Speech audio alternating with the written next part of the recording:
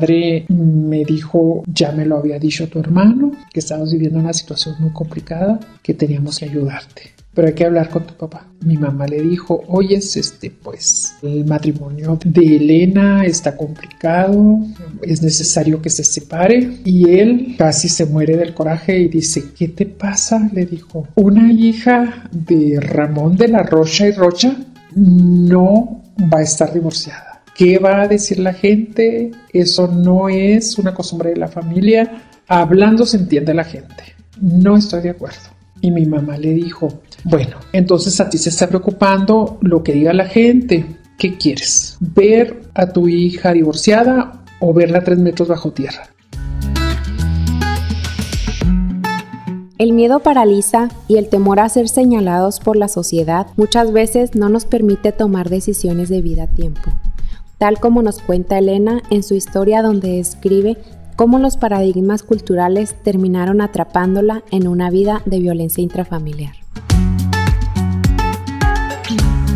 Mira, el hecho de haber nacido en un medio rural con ancestros de apellido largo, que era una mezcla ahí de costumbres.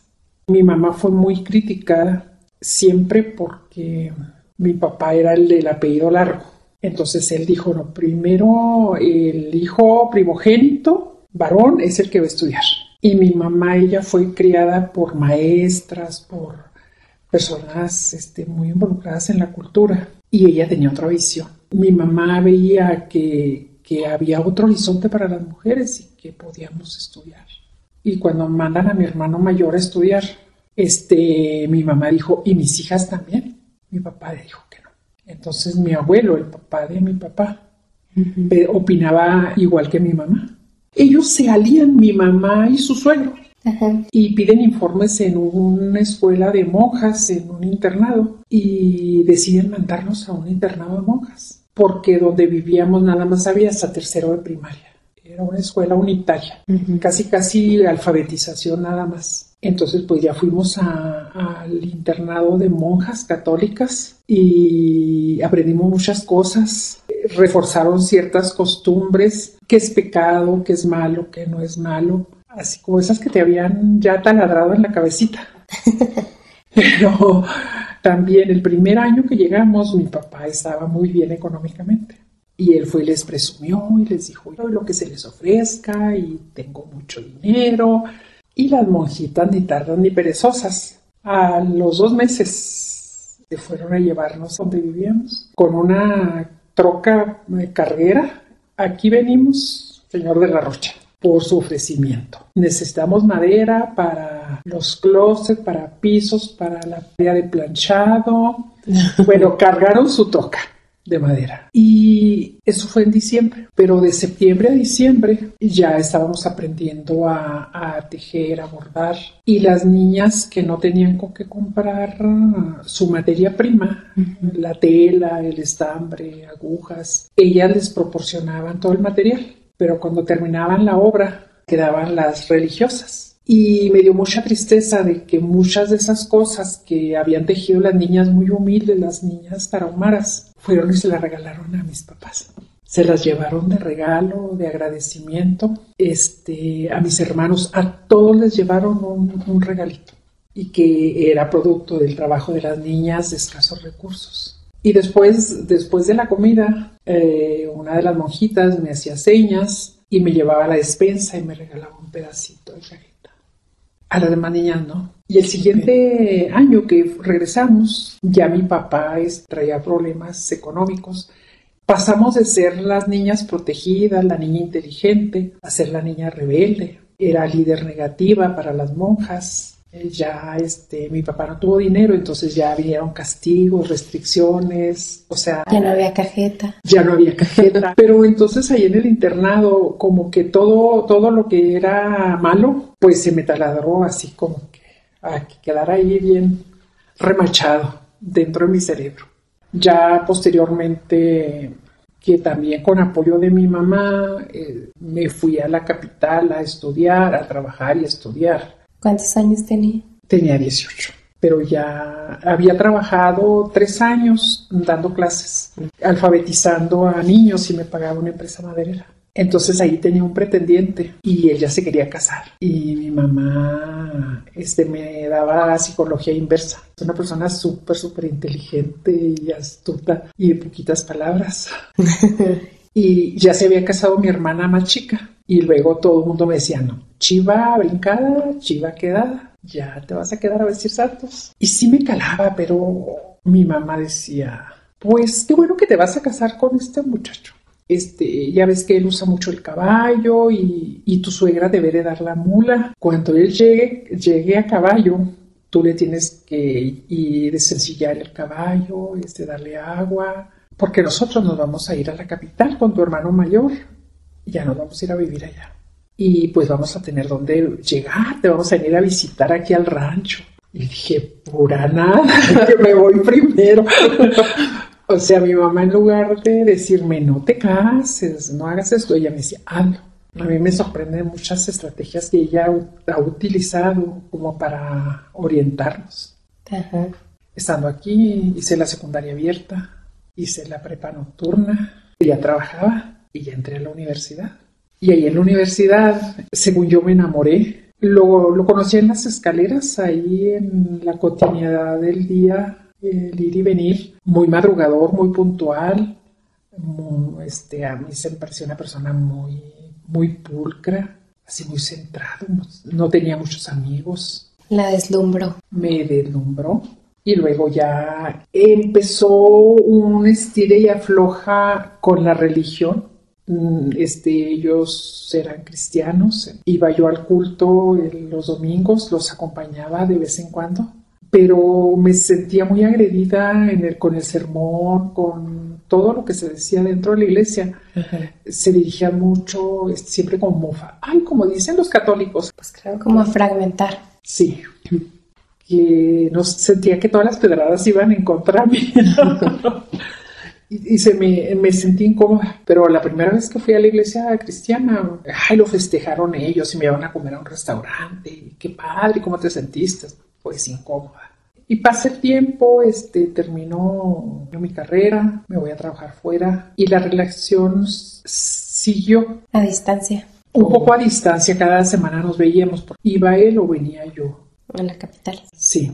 Nada más que en ese ir y venir empecé yo a ver detalles de que siempre te han dicho que el que es un buen hijo es un buen esposo. Y no eres el caso. Ya de repente se alejó mucho de la religión y empezó a tomaba y cuando tomaba hablaba cuestiones de su pasado y unas expresiones muy misóginas de su mamá, muy fuertes, porque su mamá quedó viuda cuando él tenía 9 años y su hermana tenía 5. Entonces la señora trabajaba de cocinera y ahí tuvo un novio y otro, y él se lamentaba mucho de que ella no había sido un poquito discreta y no le interesaba, decía, ahí dejaba estos no tenían ni vergüenza, ahí dejaban los pantalones, dijo, y casi frente a nosotros tenían relaciones, dijo, y como mi mamá era muy tonta, no sabía cobrar, yo mientras ellos estaban ocupados, yo se los bolseaba. Sí, dijo, y de pasadita tomaba la cartera y le echaba al techo para que pensaran que se les había perdido. O sea, ya desde esa edad empezaba. Tenía esos alcances. Pues sí, estaba medio dolido. Y creo que él generalizó un poco porque pensaba que si su mamá había sido, pues, un poco indiscreta con sus relaciones y él la vio estar con varios hombres a la vez. Bueno, no al mismo tiempo, ¿verdad? Pero en esa etapa, varias relaciones, creo que él pensó que todas éramos iguales. Así como que siento que desde ahí yo debí de haber visto los foquitos amarillos. Ya, cuidado. Que se expresara así de su mamá a mí me lastimaba bastante. Claro, porque usted tenía un otro concepto a su mamá, o sea, era lo opuesto. Había una gran admiración y un gran respeto. No, definitivamente. Siguiendo con el tema de la mamá, incluso estando yo embarazada, en mi segundo embarazo, ella le decía, hijo, es que tienes que pensar en los niños, tienes que pensar en en la salud de ella, deberías de controlar tu humana, si sabes que eso te hace mal. Y entonces él le empezaba a reclamar todo lo de niños. Es que tú hiciste esto y esto y esto y esto. Entonces, híjole, yo ya en mi segundo embarazo, yo ya sentía que estaba asfixiándome porque estaba viendo que aquello iba creciendo de agresiones, de falta de respeto. Y le digo, y el noviazgo ya me mandaba señales, pero ahí vienen los paradigmas. Yo ya tenía 28 cuando estaba de novia. Ajá. Y no había tenido relaciones con nadie. Él fue mi primer hombre. Entonces, así como que aquello tan trillado, tanto que te dijeron, no, es que tienes que llegar al matrimonio virgen, tú, si no eres virgen te van a regresar, y lo vi con una prima, que el novio fue y se la regresó a los papás y les dijo, ella no era virgen, ya no la quiero. Entonces yo me dio pánico, dije, pues, o sea, como que aquí me tengo que quedar, venga como venga las cosas. Y también tal vez un poco de ilusión. Va a cambiar, tal vez vamos a estar ocupados trabajando y vamos a hacer algo más positivo que la vida de sus papás. Ajá. También, o sea, siempre estaba la esperanza de que podía hacer cambios. Y ya dentro pues sí me casé ilusionada, ¿eh? Sí, la verdad les digo, yo me casé ilusionada, yo me casé muy contenta. Y los primeros años yo puedo decir que fueron buenos, les pongo un 8, pero empecé a ver, es un hombre muy inteligente, muy astuto y es autodidacta en computación. Ajá. Está hablando hace 35 años. Él ya falsificaba recetas médicas y yo nunca me imaginé que el medicamento que él tomaba es el Rohypnol, que te tranquiliza, pero muchas veces te quedan lagunas, se te olvida lo que pasa. Y él lo estuvo tomando por mucho tiempo. Que tal vez un médico te lo receta, pero por periodos. Eso era un medicamento sumamente controlado, porque justo cuando ya empieza la crisis fuerte, cuando yo ya no encuentro por dónde salir, lo quitan del mercado. Porque se había comprobado en estudios en Estados Unidos que le llamaban el medicamento para las violaciones. Le daban a las jovencitas ese medicamento. Uh-huh. Y se les borraba el cassette, se les olvidaba lo que había sucedido. Y era muy fuerte, entonces él lo tomaba para tranquilizarse. Uh-huh. Pero yo sí me daba cuenta de que ya tenía lagunas, que de repente se le olvidaban las cosas. Cuando teníamos más o menos 3 años de casados, fue cuando me dio el primer golpe. Me dio el primer manazo. Ahí lo liquidan de la empresa en la que trabajaba. Uh-huh. Parece ser que ya no estaba rindiendo, tal vez influía el medicamento, todo eso que estaba tomando. Entonces él empezó a refugiarse más en la computadora y a ingeniarse cosas para obtener recursos. Él tenía la frase, decía el que no tranza no avanza. Entonces a mí me sorprendía que de repente escondía sus cosas para que yo no me diera cuenta o hacía X. Uh-huh. Y sí, yo ya empezaba a ver situaciones, porque ya no nada más me golpeaba a mí, también a la niña mayor, la aventaba, incluso estando embarazada, yo tenía que salir de la casa huyendo. O sea, muchas veces me iba a dormir con un hermano, con una amiga, con la prima, porque si él llegaba tomado iba a empezar a discutir. Y el primer pretexto era un golpe. Qué duro. Y por otro lado, pues usted estaba trabajando, llevando a la niña a la escuela. Sí, sabes que cuando me casé yo estaba trabajando. Uh-huh. Y estuve pidiendo permisos, trabajaba en un bachillerato. Tenía un puesto y estuve prolongando, dije a ver si consigo un cambio, pero lamentablemente ese subnivel no existía en la capital, porque era rural. Okay. Y terminé por renunciar, pero me sentía como pez fuera del agua, me ahogaba, terminaba muy rápido mis cosas que hacer y yo necesitaba hacer algo, generar ingresos y dije voy a vender ropa. Pero la ropa buena, en México pues sí se hace ropa de buena calidad, pero con sus deficiencias. Y la mayoría de las personas prefería la ropa americana.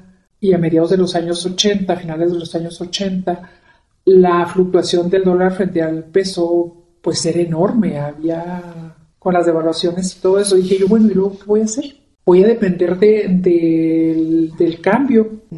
Dije, pues no va a ser negocio. Luego llegué a pensar en traer lana y decía, no, pero eso es temporal. Yo tengo que traer, comprar, ponerme a vender algo para atender a mi familia que sea casi indispensable, pero que no sea perecedero, que algo que se vende en México, que sea de más o menos calidad. Y incursioné. Empecé por traer bolsas, carteras, y me iba bien. Y en ese lapso que ahí lo liquidan de la empresa, la que hacía la aportación hacia la casa era yo. Sí había malos tratos, había falta de comida, había mucho hostigamiento como mujer. ¿De por qué traes esa falda o en qué sentido? En muchos aspectos, fíjate, principalmente eso, a mí me han gustado siempre las mascadas. Y luego me agarraba del cuello, la apretaba y me decía, ¿por qué te pones esa? Si te ves ridícula, si eres una vieja decrépita. Y me pegaba en la cabeza o en las piernas, decía, donde no se te vea, así, o sea, hasta se mofaba. Sí, y de tanto escucharlo llega un punto donde empiezas a creerlo. Sí, la verdad sí me daba miedo en cierta manera. Decía, pero ¿por qué? Si yo puedo trabajar, tengo una carrera o puedo dedicarme a las ventas, tengo buenas relaciones. Y había un aspecto que siempre decían, no, pues es que mi marido me pega. Y si te acercas a la iglesia, hija, pero mira, si Cristo murió en la cruz y lo crucificaron por nosotros, tú tienes que hacer un esfuerzo por tus hijas que no se vayan a quedar sin su papá. Ofrécelo a Dios, ofrécele ese sacrificio, ofrécele esto. Entonces te topas, bueno, con miles de estructuras, en este caso religiosa. Sí, unos muros así infranqueables. O sea, decía yo, bueno, ¿y a quién recurro? Claro, porque en esos años todavía no había tantos institutos o tantas organizaciones que apoyaran a mujeres en estados de vulnerabilidad. Aparte de eso, todo el entorno y todos los paradigmas de que me decían, pero ¿cómo? ¿A poco piensas divorciarte? O sea, ¿tú sabes qué significa? Y escuchaba yo que mi papá lo platicaba con mi mamá o con otros. Hombre, ya se divorció fulana de tal. No, ya va a empezar a darle vuelo a la hilacha. Es una vergüenza para la familia. Que esta sea esto y esto y esto. Y yo decía, ¿yo cómo le digo a mi familia, a mi mamá, a mi papá, que me está yendo mal en mi matrimonio y que yo me quisiera separar? Si estoy escuchando cuál es su manera de pensar. Y me daba pánico. Creo que en ese ir y venir, la gota que derramó el vaso es de que el negocio estaba a mi nombre y yo tenía una chequera. Entonces cambié de banco por X razón, no sé si él me obligó X o sutilmente me lo sugirió. Entonces yo no entregué nunca la chequera. Y esa chequera, ahí anduvo rodando como con unos 10 cheques. Y él era súper astuto, que se consiguió una identificación de Juan Pérez. Y luego a los cheques les borró mi nombre y les imprimió en una impresora láser el nombre de Juan Pérez. Y luego borró los folios y con tinta china, así sutil, les cambió los números. Y yo de repente vi que se dejó crecer la barba. Y luego un día vi una impresora láser nueva. Chihuahua, dije, ¿y esa? No, dijo, me la prestó mi hermana. Dije, bueno, así quedó. Y pasaron algunas semanas y un día toca la puerta y salgo y digo, mande.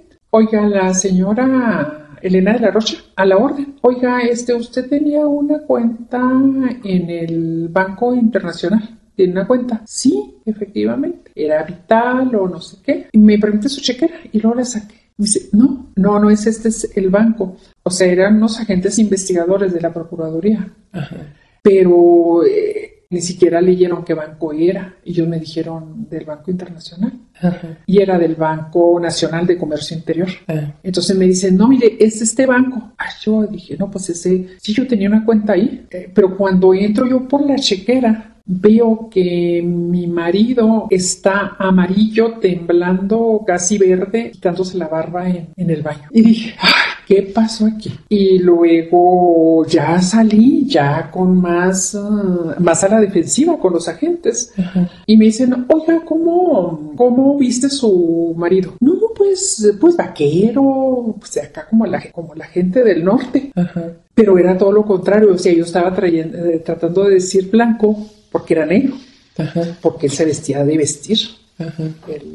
Entonces, oigan, no, pues es que mire, parece ser que usaron una chequera que era suya. Tal negocio, el ingeniero descifraron que era una chequera a su nombre y ya habíamos buscado su foto en el registro de tránsito, y sabemos que está casada con esta persona y parece ser que son los rasgos de esta persona quien hizo fraude en varios negocios de equipo de computación. Y luego, ¿cuáles negocios? No, dijo, mire, el ingeniero de tal parte, él fue el que el que encontró el rastro. Uh-huh. Y a él se le falsificaron como con 10,000 pesos. Pero parece ser que hay otra empresa muy grande que es el doble y creo que también van a poner ya la demanda. Y luego dije yo, santo Dios, o sea, pero la bruta de yo, discúlpame, dije, no quiero que mi familia vea el trauma, los vecinos, de que si lo detienen, que vayan a ver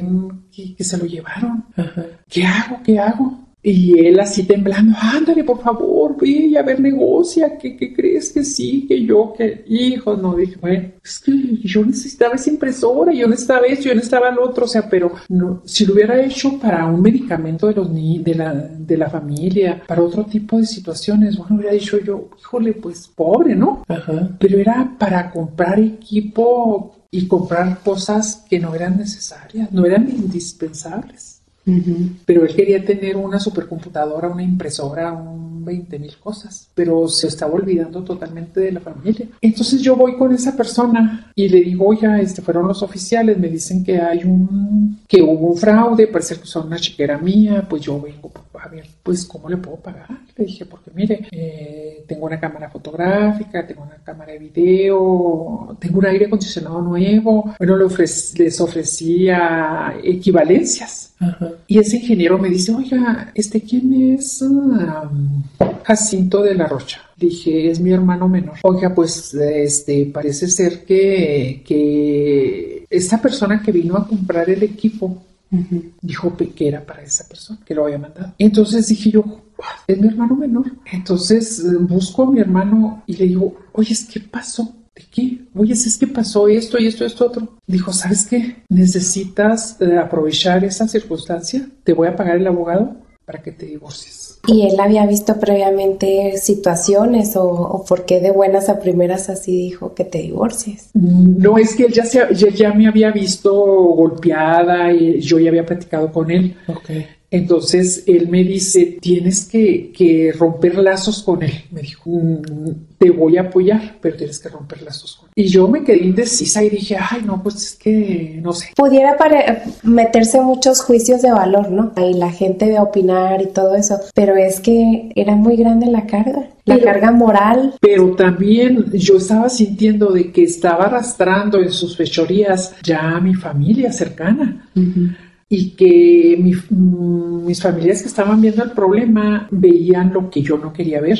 Uh-huh. Entonces me dice ese ingeniero, oiga, ¿qué cree? Que tal empresa también pasó eso. Y van a poner una demanda, pero es más la cantidad. Y la ingenua, pues voy y le digo, oye, ¿qué pasó? Que parece que esta empresa, ay, por favor, pues ve y negocia. ¿Qué? Sí, hombre, que mira. Yo tenía más o menos 38 años, no era fea y llegué, pero bien tonta, y llegó a la empresa y le dijo, oye, ¿sabe que estoy preocupada que puede ser que hicieron un fraude con un cheque mío?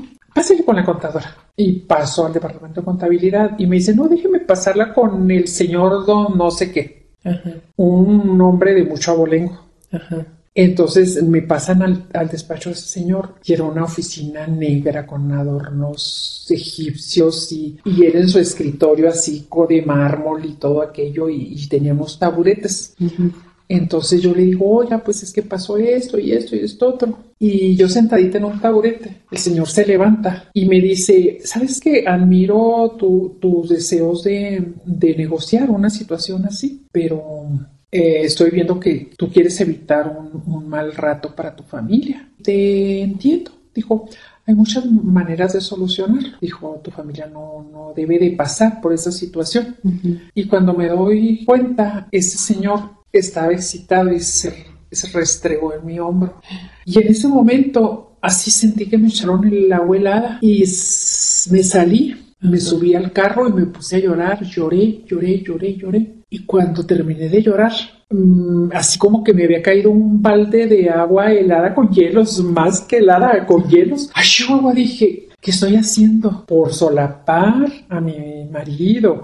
Me estoy enredando en una situación que me va a traer más problemas. O sea, a él no le está interesando que yo me acueste con este señor, que se aprovechen de mí como mujer para salvar el pellejo. Dije, creo que esto no se vale. Y ya, bien triste, voy con el abogado que me había hecho mi hermano. Uh-huh. Eso fue al día siguiente. Él ya me había dado el nombre del abogado y me había hecho bien. Y voy con el abogado. Pero ya iba decidida, dije, se acabó. Yo no voy a permitir que esto siga sucediendo. Mínimo voy a romper el lazo, aquí. Entonces, nada más mi hermano y yo sabíamos que iba a iniciar los trámites de divorcio. No. Uh-huh. Porque llegué y le dije a mi marido, ¿qué crees? Que mi hermano me va a ayudar a pagar esto, porque ya hay orden de aprehensión contra ti, porque el abogado me asesoró. Ajá. Dijo, ¿quiere el divorcio? Vamos a sacárselo por las buenas. Vamos a asustarlo, vamos a decirle que hay orden de aprehensión para que le dé el divorcio y se lo dé en las condiciones que usted quiere, que más le favorezca. Y llegó y le digo, ¿qué crees? Que hay una orden de aprehensión contra ti y bla, bla, bla, pero mi familia está muy molesta, entonces, me van a apoyar, solo que pues ya no queremos tener lazos contigo legales, necesito que me des el divorcio en tales condiciones, que se me quede la guardia y custodia, que él me pase una cantidad determinada, que lo que está a mi nombre se quede a mi nombre. Uh-huh. Y la casa estaba a mi nombre. Me dijo, sí, todo lo que quieras, sí. Voy firme, pero hay que pagar y parar esto. Y el abogado redactó el acta de divorcio. Dijo, pero sí te lo voy a dar, pero quiero que me permitas quedarme y seguir viviendo con ustedes. Voy a hacer cambios. Mira, hasta en tu esclavo me voy a convertir. Pues firmamos el divorcio con las cláusulas que estaban convenidas. Uh-huh. Y él siguió viviendo con nosotros. Todavía vivimos 2 años juntos. Y en ese tiempo él se cuidó un poquito más de lo que hacía. Después de eso, como al año, retiran del mercado el Rohypnol. Okay. Porque entonces él no encontró con qué sustituirlo y entró en una crisis de que temblaba. O sea, yo no sabía qué nombre se le daba, pero ahora dicen que es malilla. Uh-huh. Le llaman la malilla cuando un adicto consume una sustancia. Entonces sudaba y temblaba y no podía dormir, no podía comer, pero estaba muy exageradamente agresivo y ya no se medía. O sea, estando fuera del negocio, yo saludé al vecino del negocio enseguida, buenos días, y yo no vi que iba llegando mi marido. Ajá. Y al subirme el carro, o ex marido ya ex marido, ex marido, pero en ese momento era mi marido. Pues ex marido y marido, pues es que estábamos ahí como que divorciados era, pero no era. Entonces en ese momento él me empieza a golpear en la calle delante de toda la gente. ¿Cómo te acuestas con eres esto, bla, bla, bla, bla? Así empezó en la medida que él no consiguió un tranquilizante del nivel del Rohypnol, uh-huh, las agresiones se fueron multiplicando. Tenía en ese tiempo, porque ya falleció, una hermana que le habían operado de la cabeza, le habían quitado un tumor, uh-huh, y le daban tranquilizantes muy fuertes y ella le compartía. Entonces era como medio se tranquilizaba también. Uh-huh. Pero cuando se le terminaban, pues venían las crisis. O sea, nos bajaba del carro, nos pateaba. Las vecinas iban y me recogían. ¿A dónde te llevamos? ¿Qué se te ofrece? No te decimos que te quedes aquí porque, pues no, se lo echaban encima, ¿no? Sí, y pasa ese tiempo, entonces yo acompaño a mi hermano a mi hermano menor, que increíble, muchos años menor que yo, 18 años, pero fue el que más se acercó a mí, que más veía mi situación y me dice, andas necesitando dinero, porque cuando en mi segundo embarazo estuve a punto de, por mi tipo de sangre o por mi estructura fisiológica, tuve amenazas de aborto, entonces me iban a practicar un reciclaje y yo le platiqué a él y él me prestó el dinero. Y siempre que me veía decía, ¿qué traes? ¿Cómo andamos? Y no, le decía, todo bien. No, dice, esa carita no me dice nada bien. Y me dice un día, oye, quiero que te preguntes algo, porque me lo pregunto yo. ¿Por qué está la India con ese señor? La golpea, la trata mal, no la mantiene, le está causando muchos problemas económicos, legales. Y lo que yo pienso es que estás con él porque es muy bueno en la cama, pero si no es esa la respuesta, pues es que eres muy pendeja, India. ¿Así? Eres muy pendeja. O sea, ¿cómo puede una mujer como tú, que eres capaz, que fuiste capaz de sacar una carrera sola adelante, que nos ayudaste a muchos a estudiar aquí, que nos apoyas, esté permitiendo eso? Dijo, yo sé que tienes miedo, pero si quieres, y si tú te animas, yo te puedo ayudar.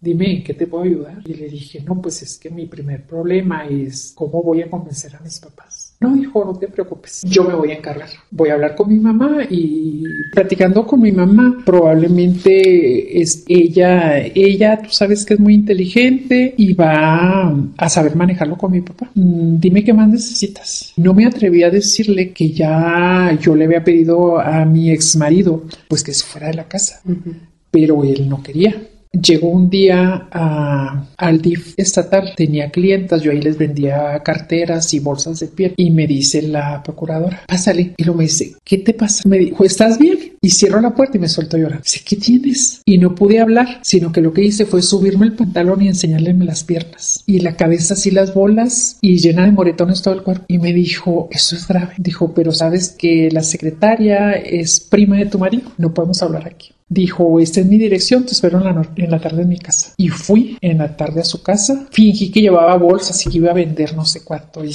me salí.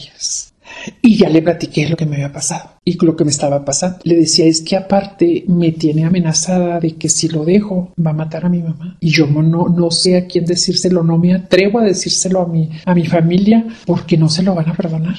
Son palabras mayores, le digo, y todos los domingos llega y me dice, vi una vieja vestida así asá que iba a misa y no la pudo atropellar mi carro, el siguiente domingo. Ay, iba la vieja vestida así asá a misa, pero iba con otro montón de viejas chismosas y pues cómo las iba a atropellar a todas. O sea, era ya una amenaza psicológica muy fuerte.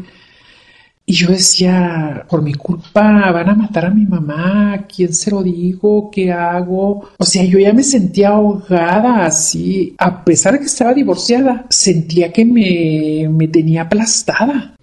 O sea, no era el miedo, no era nada más el miedo, yo no tenía miedo a de qué voy a vivir o cómo voy a vivir.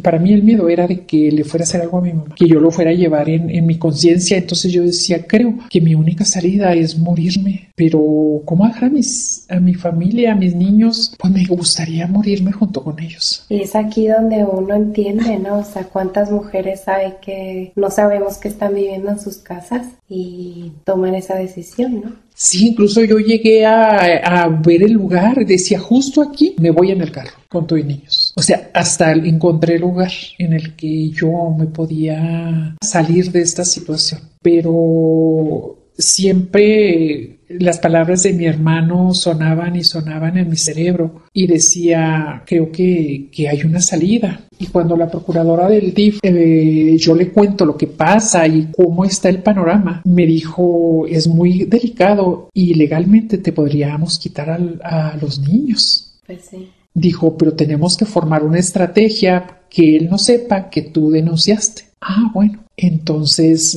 mira, dijo, voy a mandar a una trabajadora social que visite a los vecinos y haga una encuesta. ¿Cuál es tu situación? Al de atrás, al de un lado, al del otro lado, al de enfrente, a ver el de la tiendita, a ver qué información le dan. Okay. Y vamos a decir que fue una denuncia anónima. Pues efectivamente nos citan en el DIF a comparecer primero a trabajo social. Y cuando llegamos, nos dice la trabajadora social, dijo, pues miren, saben que se recibió una denuncia anónima, que se escucha mucho llorar a la señora y a los niños, que se escuchan gritos, que caen cosas, golpes, y se hizo esta investigación. Dijo, y nos llamó enormemente la atención de una vecina que a lo mejor no se llevan bien con ella, y dijo que la señora era una hipócrita, que porque en la banqueta le decía, sí, mi amor, claro que sí, amor. Dice, parece que vive cerca de ustedes. Dice, y adentro inmediatamente se escucha llorar y cómo la golpea. Y como él le grita que es una puta, que es una esta, que es una otra. Le dice cochinada y media, decía. Entonces la vecina expresó eso. Y bueno, pues qué bien, qué mal, porque en su momento ese testimonio pues fue muy crucial para el trámite de la pérdida de la patria potestad. Pero... Y pues era un arma de dos filos, ¿no? O sea, porque también podía tomarlo contra los vecinos. Es que sí era de temerse, pero como ya lo tenían en la mira, o sea, él ya estaba siendo cauteloso, un poquito más cauteloso. Y entonces dice, bueno, pues dice que hay maltrato familiar, y yo no decía nada. Decía, bueno, la trabajadora social trató de que dijéramos que sí existía. Que lo dijera yo, y él negaba todo, ¿no? Pues yo no sé qué hablan, yo no sé nada. Entonces toca un tema y dijo ella, creo que una solución, dijo, es que el agresor salga de la casa un tiempo, y que el agresor activo salga de la casa un tiempo. Y el agresor pasivo, porque usted es una agresora pasiva, señora, porque usted está agrediendo a sus hijos con lo que él está permitiendo que pase dentro de la casa. Esa puede ser una solución. Y yo no decía nada. Y de repente dice, ok, dijo, mire, tenemos otra solución. Si ustedes se aman tanto y no pueden vivir lejos uno del otro, no hay problema, pueden seguir juntos. Pero ya las evidencias que hay son suficientes para que el DIF recoja a los niños. Entonces sí, yo brinqué y dije, no, tiene razón. La primera solución es la mejor. Efectivamente, él me está golpeando, él está pasando esto y esto. Nada más teníamos un carro. Entonces, a partir de ese momento, ¿te irás a ir caminando o no sé cómo te vas a ir? Porque yo me voy a mi carro. Él se fue en el carro. ¿Y él la dejó con los niños? No, había dejado encargada a los niños con una vecina. Y ahí me dejó. Y me fui caminando hasta la casa de mis papás. Y ya de ahí me dieron para el camión o para un taxi, porque pues muchas veces tuve que utilizar el autobús. No recuerdo ese día en que regresé a mi casa a recoger a los niños. Y ahí empezó, nos dieron una cita con el psicólogo. Y cuando llegamos con el psicólogo los dos, él en carro y yo en camión, le vio a la psicóloga colgada una bolsa. Y le dijo, esa bolsa se la regaló esta mujer, ¿verdad? Ya la compró con una bolsa. Le dijo, ella dijo, así es de astuta. Dijo, ya se ha de haber comprado a 2, 3 y hasta se habría costado con quién sabe cuántos. Dijo, esto es parcial. Dijo, aquí no hay imparcialidad. Dijo, yo me retiro, la red se la chin. Y dio de portazos en las oficinas del DIF y se fue. Pero ahí acusó a todos de que yo los había sobornado, que yo los había comprado. Y a partir de ese día, él empezó a empacar sus cosas. Pero yo ya lo había hablado con mi hermano. Mi hermano había hablado con mi mamá. Y mi madre me dijo, me está preocupando mucho que...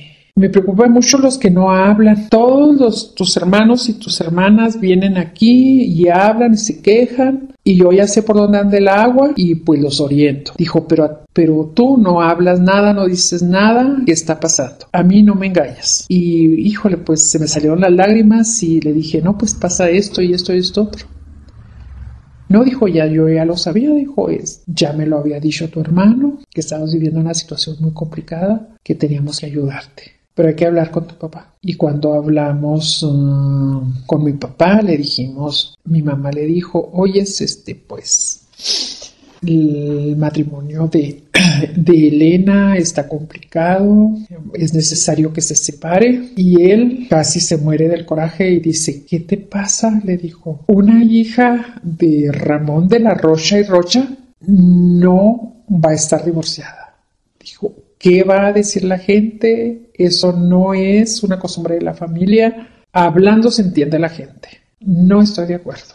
Y mi mamá le dijo, bueno, entonces a ti se está preocupando lo que diga la gente. ¿Qué quieres? ¿Ver a tu hija divorciada o verla 3 metros bajo tierra? Y él dijo, ¿qué? ¿A poco este hijo de no sé qué te ha puesto una mano encima? Y yo no podía hablar, tenía muchas emociones encontradas. Y mi mamá le contestó, no le ha puesto una mano encima, le ha puesto las patas encima. Y ya, pobrecito, se le salieron las lágrimas. Más que un hombre de los de antes. Con esos paradigmas, con esa cultura de que herederos de hijos de hacendados, ya nada más el apellido les quedó, pero en ese momento se dobló, lloró, me abrazó y dije, voy para adelante.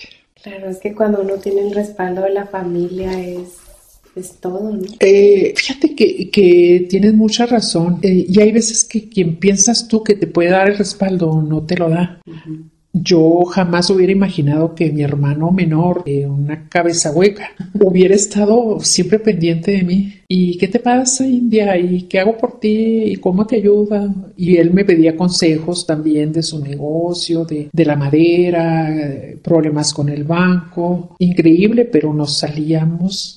Yo lo asesoraba en un aspecto, pero él me protegía. Estuvo muchas ocasiones, estuvo cerca de mí.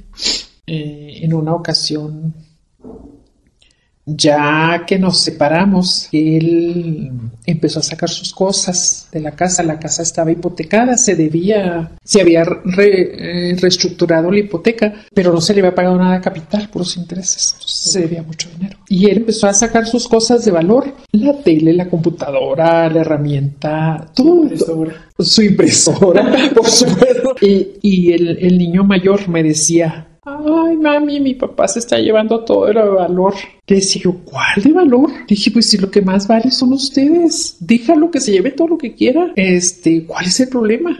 Y él dijo, jaja, voy a ver cómo el banco te saca todos tus tiliches ahí a la calle. Dijo, es que sin mí te vas a morir de hambre. O sea, te voy a ver ahí en la esquina pidiendo corima porque eres una india rarámuri bajada de cerro a tamborazos. O sea, te vas a morir de hambre. O sea, ¿por qué vas a hacer si no sabes hacer nada? O sea, una agresión constante. Y es como en casos donde hay psicólogos involucrados, no sé, me vino a la mente, de ahora con las sectas que están muy de moda en México. Precisamente la psicóloga en uno de los casos de una de las sectas que llegó hasta Estados Unidos, llega a la conclusión uno de sus puntos es, no se trata de inteligencia, se trata de vulnerabilidad. Ya saben cuáles son tus puntos vulnerables y de ahí se agarran. Y no es porque seas tonta o muy inteligente, es un tema de vulnerabilidad totalmente. Definitivamente, y él sabía que un punto débil mío era la familia y el qué dirán.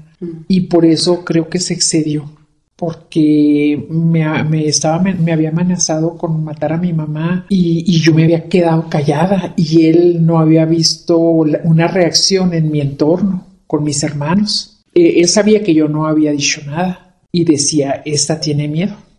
Y por eso le siguió echando y echando y elevando, subiéndole la rayita a las agresiones y a las humillaciones, porque él estaba convencido de que yo no iba a abrir la boca, que no iba a decir nada. Si con la amenaza de mi mamá que nos afectaba a toda la familia yo no había dicho nada, pues con lo que me hiciera a mí, pues menos. Y pues al pasar del tiempo, no me arrepiento de no haber dicho que me había amenazado, porque creo que hubiera llevado yo en mis remordimientos, hubiera llevado una serie de emociones encontradas, porque si algo le hubiera pasado a mi mamá, eso sí me lamento de no haber hecho algo, pero si algo le hubiera pasado a él, había dicho fue por mi culpa. Uh-huh. Y luego que mis hijas me juzgaran el día de mañana y me dijeran, oye mamá, por tu culpa nos quedamos sin papá, o mi papá está en la cárcel por tu culpa. Pero yo creo que aquí lo más difícil en este tipo de relaciones son las costumbres, son los paradigmas sociales que te inculcan y que te tienen sellada casi para toda la vida. Sí, justo lo que platicábamos ayer, ¿no? O sea, que como mujer vas o como hombre vas lleno de etiquetas, ¿no? Que debes de ser así, debes de ser, actuar de tal manera. Y en el momento en el que rompes el esquema, pues más allá de que sea un tema del que dirán, es el que voy a decir yo, mi yo, que va a decir, ¿no? Que me está juzgando, porque uno es el que se juzga más fuerte. Es exactamente, yo me juzgué de una manera muy severa, porque ya de que nos separamos, pues él no encontraba trabajo. Y yo desde que empecé a ver ya la torreta, ya no foquitos rojos, ya que vi la torreta, yo empecé a ser deshonesta con mi ex marido. Uh-huh. Yo salía a cobrar con mis clientas, por decir 1,000 pesos, contaba, y había abierto una cuenta en el banco a nombre de mi mamá. Uh-huh. Entonces yo depositaba 500. Entonces yo sabía que iba a llegar el momento, ya lo estaba planeando, ya me estaba animando a dar el brinco, solo necesitaba que alguien me empujara. Entonces ya estaba haciendo mi ahorrito. Uh-huh. Decía, va a llegar un momento en que voy a necesitar un dinerito, no tengo carro, una casa hipotecada, pues ¿qué voy a hacer? Uh-huh. Y ya cuando nos separamos surge ya él estaba en la casa de su mamá, teníamos el negocio en el centro y una empleada muy leal llega a él un día y le dice, entrégame la llave y está despedida. Y ella le habla llorando a su mamá y su mamá de ella me habla y me dice, oiga, ¿qué cree? Que el señor ya despidió a mi hija, que porque va a vender toda la mercancía. Entonces en lo que yo me visto y me voy en camión, voy en cargo de los niños, llego y efectivamente está un señor cargando una troquita con mercancía del negocio. Y le dije, oiga señor, ¿a dónde lleva todo eso? Se lo compré al señor. Le dije, es que usted no se lo puede llevar, le dije, porque usted está siendo cómplice de un robo. Este negocio es mío. Y le dije, y ahorita le voy a hablar a la policía. Entonces el señor bajó toda la mercancía, la aventó y se fue. Le dije, porque yo ya tomé las placas de su carro, de su troca. Quiero tomar el teléfono del negocio y él y no me deja hablar y no tenía celular, en ese tiempo no había celulares. Entonces me voy a un negocio cerca y le hablo a la policía. Y de pasada le hablo a mi hermano más chico. Era mi refugio. Entonces llegan los Beta en unas bicicletas y ya dicen, bueno, ¿qué es lo que está pasando aquí? No, le digo, es que él se está llevando la mercancía y este negocio es mío. No, dijo, es un problema familiar, dijo el policía. No, señor, le dije, él y yo no somos nada ya, no somos familiares. Él es el papá de mis hijas, pero él y yo no somos nada. Bueno, me dijo, demuéstrales que el negocio es tuyo. Oh, sorpresa. Voy a abrir el archivero y no había nada. Ni notas de venta, ni declaraciones de Hacienda, ni facturas, nada. Y bueno, así. Le dije, ok, oficial, dígame cuál es su nombre porque yo voy a poner una denuncia en previa si necesito el informe que usted va a entregar de aquí, de cómo vio la situación. Nada más eso quiero. Y luego, ya en eso vi que estaba mi hermano parado enfrente y ya, bueno, le dije, yo ya me retiro. Cuando ya iba saliendo, me habla mi ex marido y me dice, hey, no te vayas, mi mamá tiene que decir algo de ti, tiene que aclarar una cosa. Ahí estaba la mamá. Ahí está la viejita. Y luego me recargo. Dije yo, algo traman porque estos la dejan caer, pero me recargué, la verdad, sí me recargué. Y dije, diga, o sea, yo de los nervios y para no llorar, me sonrío muchas veces. Es una arma, qué bien, qué mal, quién sabe, pero me estaba sonriendo. Diga, a ver señora, ¿qué va a decir?